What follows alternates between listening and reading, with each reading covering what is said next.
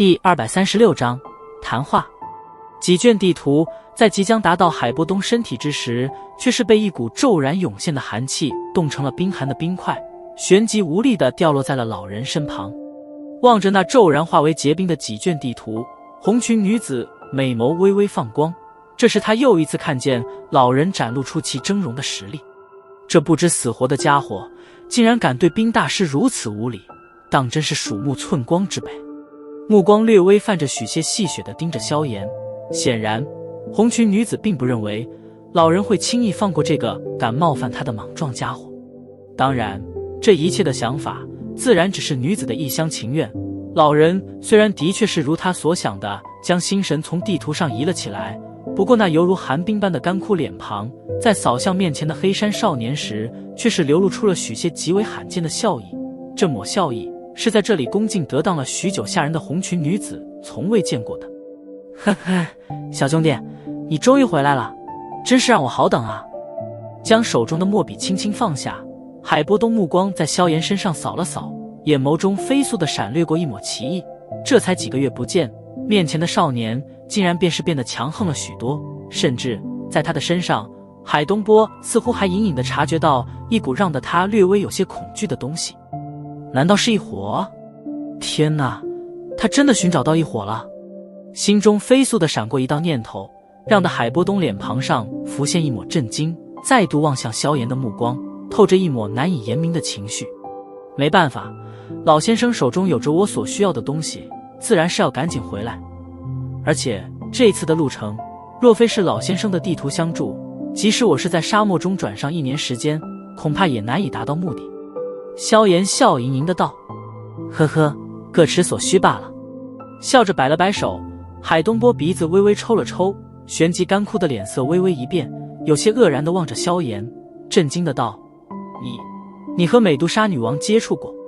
店铺之中，望着那不仅没有对萧炎出手，反而与他相谈甚欢的海波东，一旁的红裙女子顿时满脸错愕，片刻后柳眉微微皱了皱，眼角偷偷地扫过那似乎年纪比他还要小上一些的黑山少年，心中忍不住的有些嫉妒。他在这里帮了海波东这么久的忙，却从未被他如此和善的对待。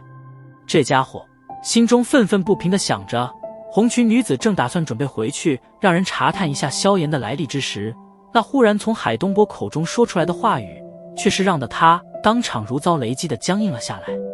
当然，不仅是他，店铺之内那3位年轻人以及几名壮硕的大汉，在海波东口中的美杜莎女王脱口而出之后，都是全身猛地僵硬了下来。在沙漠附近，美杜莎女王的凶名足以让得任何一名人类感到恐惧。当年的大战，这位女王陛下曾经单枪匹马地血洗了好几座城池，其凶名几乎达到让婴儿只哭的地步。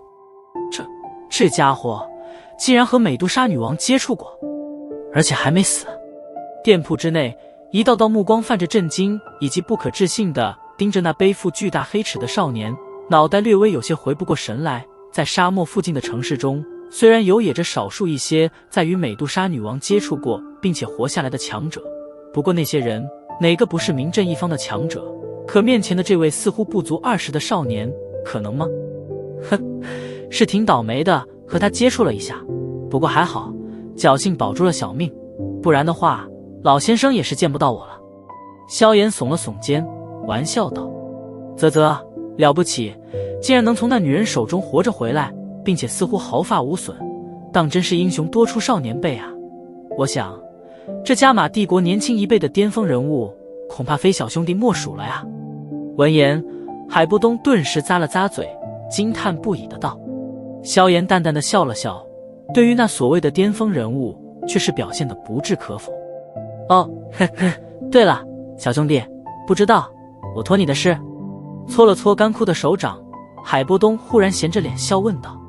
诺，这便是你需要的沙之曼陀罗，这东西可不好找，我也是在蛇人族的圣城之内方才侥幸寻见的。屈指轻弹着那戒，一株淡黄色的植物出现在了萧炎掌心中。这株植物外形颇为古怪，缠缠绕绕的，就犹如是一条盘起来的黄色长蛇一般。在植物的顶部位置，便是那高高昂起的蛇头，在蛇头之上略微突出一个拳头大小的瘤子，这瘤子便是整株植物中精华最浓郁的所在。呵呵，真是劳烦小兄弟了。惊喜地接过这株植物，海东波咧嘴感谢地笑道：“各持所需罢了。”萧炎摊了摊手，学着先前海东波的语气笑道。店铺之内，望着那正旁若无人般的交谈着的萧炎与海东波，红裙女子俏脸上的娇蛮也是逐渐地收敛了下去。她虽然蛮横，可也不是傻瓜，看那神秘老人对待萧炎的这般态度，以及他们两人间的谈话内容，她心中便是清楚，面前这看似比她还要年轻的少年，绝对拥有着与年龄不成正比的恐怖的实力。天哪，这究竟是从哪里冒出来的怪胎？我怎么从未听说过加玛帝国中出现为这种年纪的强者？心中呻吟了一声，红裙女子俏脸上流露出一抹苦笑。冰大师被晾在一旁，略微迟疑了下，红裙女子怯怯的道。被打断了谈话，海波东眉头微微皱了皱，瞥了红裙女子一眼，淡淡的道：“你回去吧，以后也不必再来了。和你父亲说一声，他的这些伎俩实在是有些烂。”听得海波东这般毫不客气的驱逐话语，红裙女子微微一愣，旋即眼眶骤然红了下来，贝齿紧咬着红唇。她的本意是想让的海波东收她做学生，可海波东这番话一出来，明显是断绝了她的希望。当下心中倍感委屈，丝丝雾气将修长的睫毛轻湿了过去。此时的她明显再没有了先前对待萧炎的那份蛮横。瞧得海波东这般淡漠的态度，萧炎也是忍不住的摇了摇头。这老家伙心倒是挺硬，虽说先前这女人的蛮横态度也让的萧炎对他印象不好，不过他毕竟是在替海波东办事，只不过他虽然很是努力的想要讨得海波东的欢心，可似乎这顽固而淡漠的老头对他依然没有任何的感情。看来这老家伙的性情也是有些淡薄啊，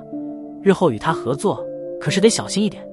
老先生，以你的身份，这样对待一个女子可是有些掉价了哦。瞧不惯一个女子那梨花带雨的模样。萧炎微微摇着头，把玩着柜台上的一张地图，似是开玩笑的笑道。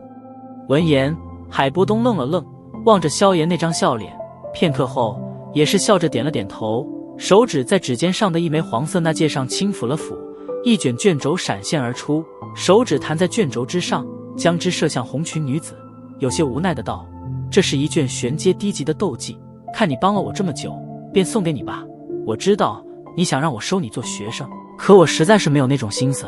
所以这便全当是我的补偿吧。”愣愣地接着卷轴，红裙女子紧紧地抿着嘴唇，片刻后对着萧炎感激地微微弯腰，然后暗淡着俏脸，轻轻地退出了店铺。随着红裙女子的离开，店铺内的其他人也是紧跟而去，一时间店铺内便是再度变得空旷了起来。呵呵，我这人天生喜欢自由，可不太喜欢教导学生，他跟着我也没多少前途。拍了拍萧炎的肩膀，海波东解释的笑道。微微笑了笑，萧炎对着海波东伸出手掌，笑盈盈的道：“老先生，东西我已经给你带回来了，那一份残图是否也该给我了？”闻言，海波东干笑了笑，搓了搓手掌，讪笑道：“小兄弟，当初我们可是说好了的，只要你帮我将解除封印的丹药炼制出来，那我便给最后的残图给你，并且日后我也算是欠上了你一个人情。”也好，眼睛盯着海波东片刻，直到他略微有些不自在时，萧炎这才无所谓的点了点头，收回手掌，淡笑道：“希望老先生在得到丹药后，不会再扯一些别的借口。我这人虽然脾气好，可也最受不了被人当猴子耍。”哼，小兄弟说哪里话？强者之间的承诺，难道还能有假不成？讪笑着摇了摇头，海波东拍着胸口，打着包票道：“只要小兄弟能将我所需要的丹药炼制出来，老夫一定不会食言。”呵呵，那样自然最好。笑眯眯的点了点头，萧炎对着海波东扬了扬下巴，微笑道：“既然如此，那我们便开工吧。”现在，海波东一愣，旋即急忙点头：“好，好，请。”说着，他便是赶紧推开柜台，然后将萧炎迎进了后屋之内。进入屋中，萧炎随意地坐在椅上，目光瞟向海波东，嘴角略微挑起一抹笑意，轻声道：“药方材料。有时候我发现你们这些炼药师还真的让人羡慕。哎，这张破解封印的药方是我费尽千辛万苦方才得到的，如今被你一看，自然是又得改名换姓。”无奈的从那戒中将众多炼药材料掏了出来。海波东握着一张泛黄的古朴羊皮纸，脸庞上的肉疼可并非是佯装出来的。为了这张药方，他不知道付出了多少辛苦。脸庞上保持着和煦的笑意，萧炎心中也是略微有些发恶。要老早就和他说过，一些能够破解封印的药方，其价值也是难以估计。虽说残图才是他最想要的东西，不过能够顺便捞一张炼制6品丹药的药方，那自然更是完美。笑盈盈地接过海波东那万分不舍地递过来的古朴药方，萧炎目光在上面一扫，脸庞上的笑意顿时变得更加灿烂了。